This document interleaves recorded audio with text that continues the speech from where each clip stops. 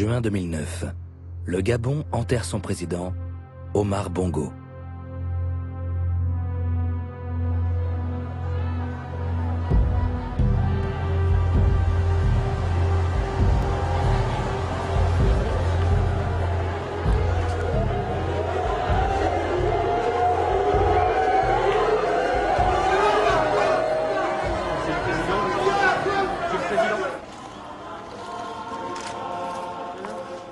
Image idyllique.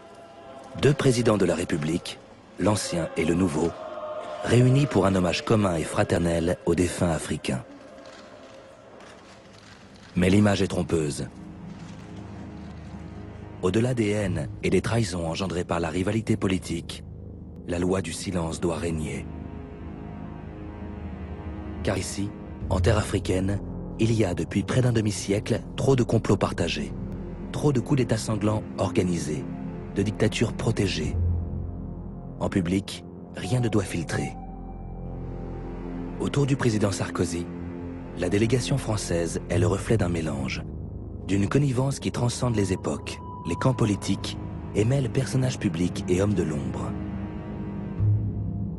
Politiciens de gauche et de droite, francs-maçons, conseillers officieux ayant servi l'ancien et le nouveau président, pléthore de ministres de la coopération, amis d'enfance du président, omniprésents en Afrique et aux fonctions inconnues. Tous détiennent une part du secret. Mesdames et messieurs les chefs de délégation et leurs conjoints, messieurs les anciens chefs d'État, honorables. Qui va prendre la succession d'Omar Bongo, cet ami africain qui, durant 40 ans, fut le garant incontournable d'une politique franco-africaine qui nous a toujours été cachée. Ali Bongo, le fils du président défunt, est donné vainqueur des prochaines élections. Il tient l'armée.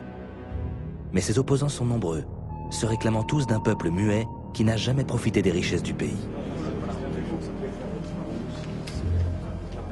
Et dire aux Gabonais maintenant que c'est à eux de choisir, et eux seuls. Je vais vous le dire de la façon la plus claire et la plus simple, la France n'a pas de candidat. Difficile à croire. Comment la France pourrait-elle se désintéresser d'une telle succession?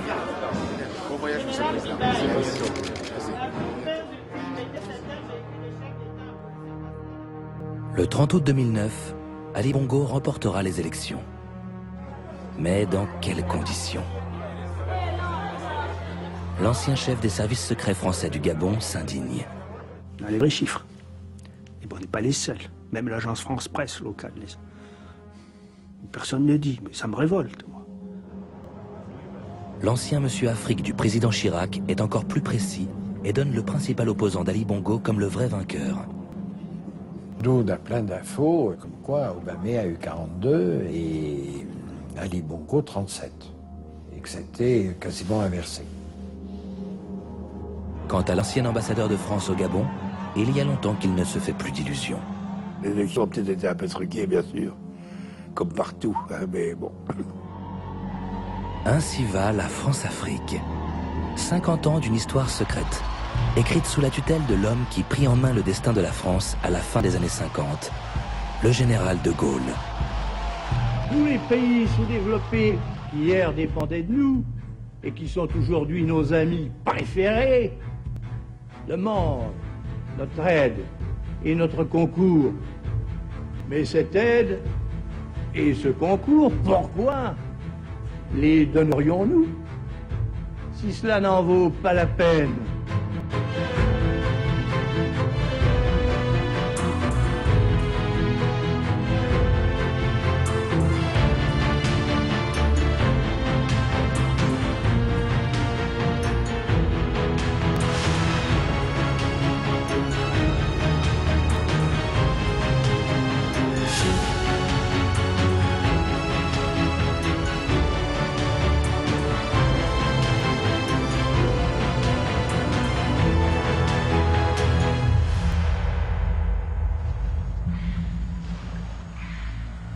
Pour comprendre ces 50 années d'une histoire occulte, il faut remonter en 1945, à la fin de la Deuxième Guerre mondiale. À la Libération, un vent de révolte souffle sur tout l'empire colonial français. Le général de Gaulle en est convaincu. La France n'échappera pas au mouvement des indépendances qui balaie la planète.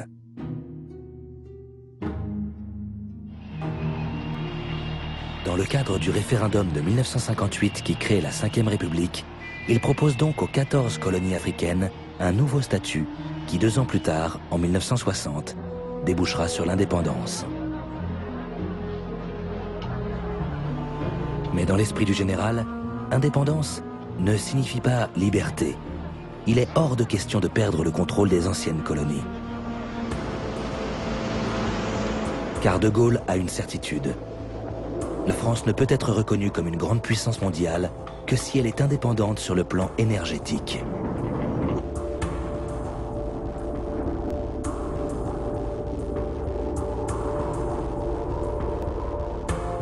Pour y parvenir, il installe à la direction des carburants un homme de confiance, Pierre Guillaumat, polytechnicien, qui sera le fondateur de Elf, la grande compagnie pétrolière publique française.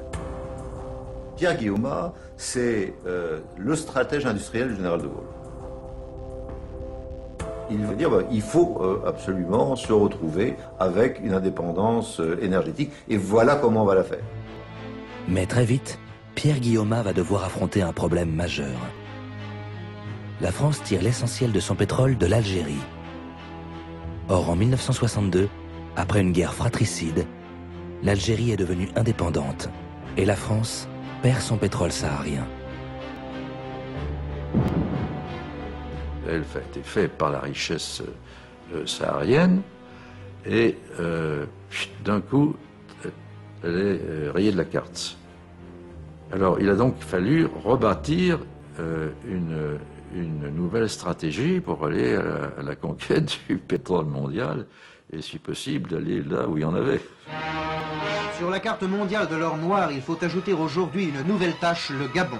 Au sud de Port-Gentil, l'arsenal ultramoderne de la recherche pétrolière a été mis à contribution.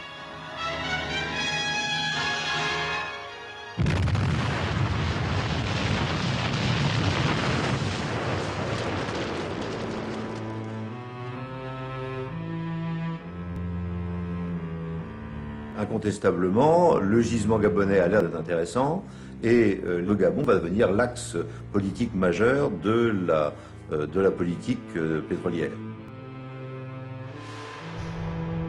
C'est donc le Gabon qui remplacera l'Algérie. Mais, problème, le Gabon n'est plus depuis 1960 une colonie française. Il est devenu un État indépendant. Et c'est bien cette indépendance toute neuve qui, désormais, inquiète le général de Gaulle et les pétroliers. À partir du moment où il y a pétrole, il faut qu'il y ait une certaine stabilité. C'est-à-dire qu'on ne peut pas imaginer avoir des coups d'État tous les 3 mois avec des conditions changeantes, puisque entre le moment où on trouve du pétrole et le moment où on le sort, il s'écoule 7 ans. Donc si les conditions changent tous les 3 mois ou tous les ans, on ne sait pas où on va, on ne sait pas comment investir, on ne sait pas comment faire. Et je dirais que, d'une certaine façon, le général de Gaulle va essayer de trouver à l'intérieur de ces pays une certaine stabilité pour satisfaire le besoin d'autonomie énergétique du pays, c'est clair. Trouver une certaine stabilité. Tout est dit. Pour assurer cette stabilité et de fait le contrôle de ces nouveaux États, le général de Gaulle va mettre en place un système qui s'appuie sur 2 hommes dont il a pu apprécier le dévouement dans les services secrets de la résistance. Pierre Guillaumat, d'abord, le patron de Elf, qui accepte que la compagnie pétrolière devienne le bras armé de la France en Afrique et qu'une partie de ses profits colossaux serve à financer des opérations secrètes dans les anciennes colonies. Et Jacques Foccart, qui a été un des artisans les plus actifs du retour au pouvoir du général de Gaulle en 1958. Avec le titre officiel de secrétaire général de l'Élysée chargé des affaires africaines et malgaches, il devient le grand ordonnateur occulte de la politique africaine de la France. Le général a décidé de garder près de lui une cellule politique pour s'occuper de ses relations avec les États africains. J'ai eu